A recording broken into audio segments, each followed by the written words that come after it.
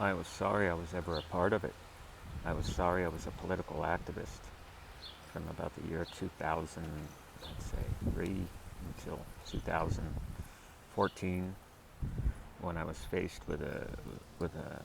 as part of the opiate epidemic. I was addicted to opiates, and I was convicted to get off of them, and the Lord delivered me. But it was through that trial that He took this liberal political activist.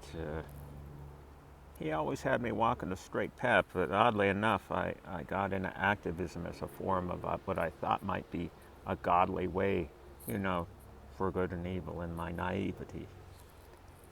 But when I was delivered, when I was born again, when I was delivered of the opiates, I didn't just turn from these ways.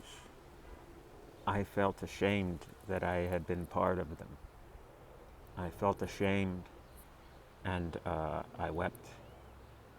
I wept that I taught the likes of man and one like Barack Obama and stuff, but I was never committed to the King of Kings.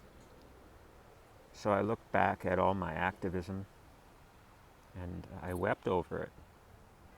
I wept for the person I was that died, because that person died.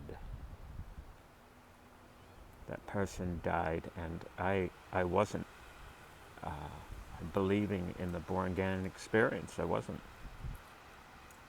And I became a new creature that was sorry for his ways. And that's only something God can impart. And oftentimes when I hear testimonies or see things, I could discern them because it's a key ingredient that's either there or not. And you see, we live in a lifestyle and a culture that is built around, the church is kind of built around the culture, and the culture around the church. And people are engaged in these things every day, things that the Holy Spirit convicted my heart with grief upon. And they're not getting any conviction at all. I could never go back to vote. I could never be part of that again.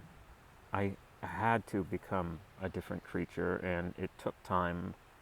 There was an evolutionary process, and it's still happening. But the point is I was sorry. I was deeply grieved over my distance from God. But that made the born again experience, it was a catalyst for spiritual growth. Take care.